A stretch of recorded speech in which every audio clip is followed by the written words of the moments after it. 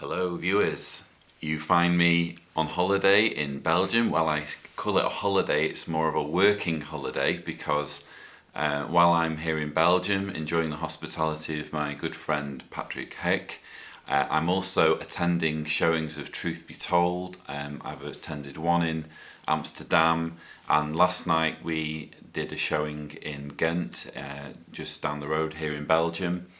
And on my way back across Europe, I'll be visiting locations in Essen and in Germany and in Zurich in Switzerland. So I've still got lots of fun and adventures ahead of me, but I wanted to do a quick video on Christmas. Obviously, Jehovah's Witnesses don't celebrate Christmas, and when you're first waking up as from your indoctrination as a Jehovah's Witness, it can be quite anxious and uncertain as to whether Christmas is something that you should get involved in.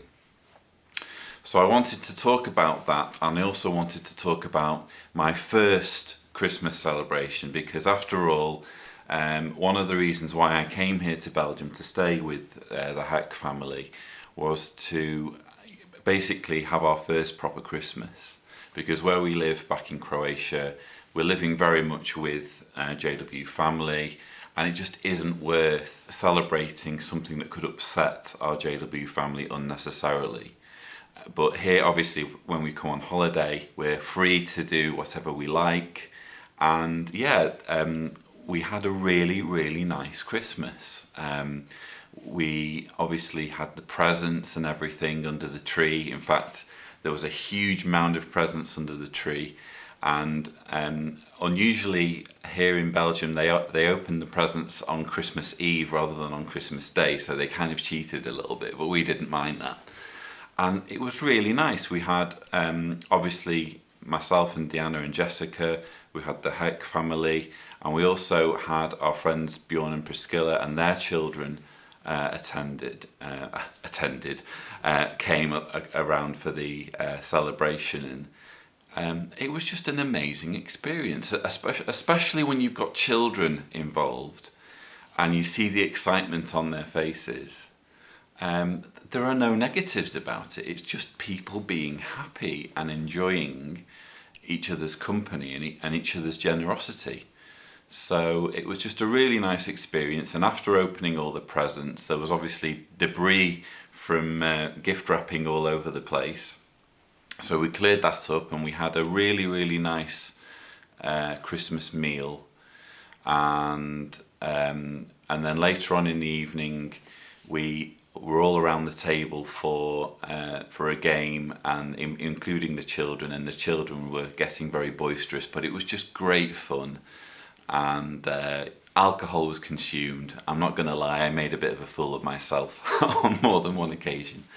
But yeah, just a really nice time, and I can only hope that next year's Christmas will be as enjoyable as this year's was. But when it comes to whether you should celebrate Christmas, I obviously posed that question because I realise that many people who watch my video will be either Jehovah's Witnesses or people who are only just waking up from Jehovah's Witnesses. And I want to talk a little bit about what it was like for me when I first started exploring this idea of is it okay to celebrate Christmas? I first started to wake up around 2010. In fact, 2010 was when I told my dad, listen, I don't think that this is God's organisation. But it wasn't until a year later, so Christmas of 2011, by which time I'd already read Crisis of Conscience, I'd already, explored JW Facts, I'd even started JW Survey, for goodness sake. I was very far along in my awakening process, but part of me still wasn't sure about Christmas, and I hadn't even really done any research on whether it was right or wrong. It just wasn't really something I really cared about that much. And I remember listening to the forerunner, I like to think of it as the forerunner of JW Podcast, which was Cult Free Radio. A friend of mine on Facebook, Mad did a few podcast style episodes called Cult Free Radio, He interviewed me on one of them, but on another one of them he interviewed Paul Grundy and Barbara Anderson and Stephen Hassan and various individuals. And on one episode, it was the Christmas episode for 2011, as I recall, he invited Ethan Hatcher, shout out for Ethan, under his pseudonym AnonDude2. He invited him as a guest host for the show, and it was Ethan's job to discuss Christmas, whether it's suitable, whether it's appropriate, whether it's okay to celebrate Christmas. And I thought Ethan did a fantastic job, and he convinced me. So I'm going to drop a link into the description just so that you can go to where the where the Cult Free Radio show can be found. You can still listen to a recording of it and just have a listen to it. It's a really good show and it's cleverly reasoned, and I would rather leave it to Ethan to explain it to you the way he did it, because I thought it was brilliant. But let me just share with you a really important point that he made, which is he brought my attention, or he brought the listeners' attention to the Awake of 2003, September 22nd, and the article was called "The Piñata, an Ancient Tradition." So here we have an article which is all about the piñata, its roots, its origins, how popular it is in places like Mexico and that kind of thing. And right at the end, it starts talking about whether it's appropriate for Christians or Jehovah's Witnesses to use a piñata, to celebrate using a piñata. And listen to its reasoning. It says, when considering whether to include a piñata at a social gathering, Christians should be sensitive to the consciences of others. A main concern is not what the practice meant hundreds of years ago, but how it is viewed today in your area. Understandably, opinions may vary from one place to another, hence it is wise to avoid turning such matters into big issues. The Bible says, "Let each one keep seeking not his own advantage, but that of the other person." And I heard Ethan read this and I just thought, wow. And it was just blatantly obvious that you could apply that exact same reasoning to the celebration of Christmas. Because what does Christmas mean to the vast majority of people today? I mean, even if you consider that they regard it as a Christian celebration, let's assume that we want to call it a Christian celebration. We think of the Christmas tree, the various elements of the Christmas celebration that are taken or borrowed from pagan customs. But if you were to ask, the majority of people whether they regard Christmas as a Christian celebration or a pagan celebration or just a time of peace and goodwill to all men, which of those three options would you take? You would you would struggle to find a majority of people saying, well, we celebrate it because it's a pagan celebration and we're pagans. It's just not going to happen. The majority of people celebrate Christmas either because it's a Christian celebration and they're Christians, or because it's a time of peace and goodwill to all men. And while I'm on that subject, I have already had people saying, well, hang on, Cedars, you're an agnostic, you're a non-believer. Why would you want to celebrate Christmas if it's supposed to be a Christian celebration? Well, here's the thing. Christians borrowed many of the elements of Christmas, many of the elements of Saturnalia, to turn it into a Christian celebration.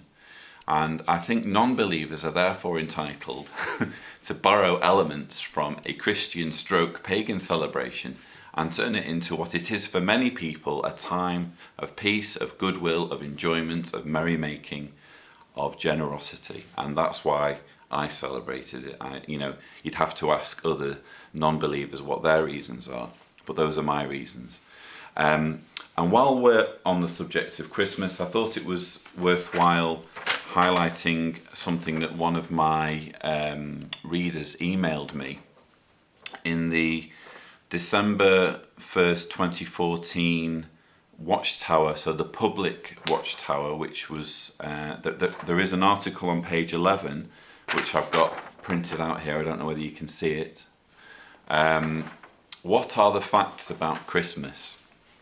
And I'm reading this to you to demonstrate to you the twisted reasoning that, is used by Watchtower when it comes to denouncing Christmas. Okay, so in one of the paragraphs, it says, many scholars agree, this is the third paragraph down. Second, many scholars agree that most Christmas traditions have their roots in non-Christian and pagan customs. Remember what we read earlier about how it doesn't matter what the origins are, it matters what it means to people. These include Santa Claus, as well as using mistletoe and the Christmas tree, exchanging gifts, burning candles and Yule logs, hanging decorative wreaths, and caroling. Caroling, a pagan custom. Regarding some of these customs, the book, The Externals of the Catholic Church, observed, when we give or receive Christmas gifts and hang green wreaths in our homes and churches, how many of us know that we are probably observing pagan customs? So it takes a quote, and I've already done a similar video about misquote. No, sorry, I've done an article about misquotes in the Creation book. But it takes a quote here from a book, a Catholic book, talking about how different elements of Christmas have pagan customs. Well, what you can do is you can Google that book. You can Google that quote, and then you can read what it says in full context. And I have it here. The highlighted part is the bit I've just read from the Watchtower article, the 2014 Watchtower article. And when you read on, it says, how many of us know that we are probably observing pagan customs, ? We do not wish to assert that they are not good customs, but they undoubtedly prevailed long before Christian times. So the Watchtower writers have, sliced and diced the paragraph, very conveniently cutting off the part where it says that's not to say they're not good customs. It's good to give gifts. It's good to be merry and sing to people. They're all good things. It's not like, a group of pagans can claim ownership of these things once and for all time without anyone else in the future doing those same things. It's just ridiculous. But then later on, there's another part I've highlighted. It says, but pagan though they be, these celebrations, they are beautiful customs. They help to inspire us with the spirit of goodwill to men, even as the sublime services of our church remind us of the peace on earth, which the babe of Bethlehem came to bestow. May that spirit fill the heart of each of us on every Christmas day. That's what the book goes on to say. So hopefully I've highlighted for you how the information, including the extremely recent information the Watchtower gives on Christmas, is based on misquotes, is based on flawed logic, and how you can even apply Watchtower logic, the article, the 2003 Awake article on the piñata, to show that there is absolutely nothing wrong or malevolent or dangerous about celebrating something if everyone attaches it with only good things. And in fact, you can do more harm by going out on Christmas Day when everyone's opening their presents and trying to give them literature to tell them that what they're doing is inspired by Satan or the demons or whatever. So I hope that's given my viewers something to think about.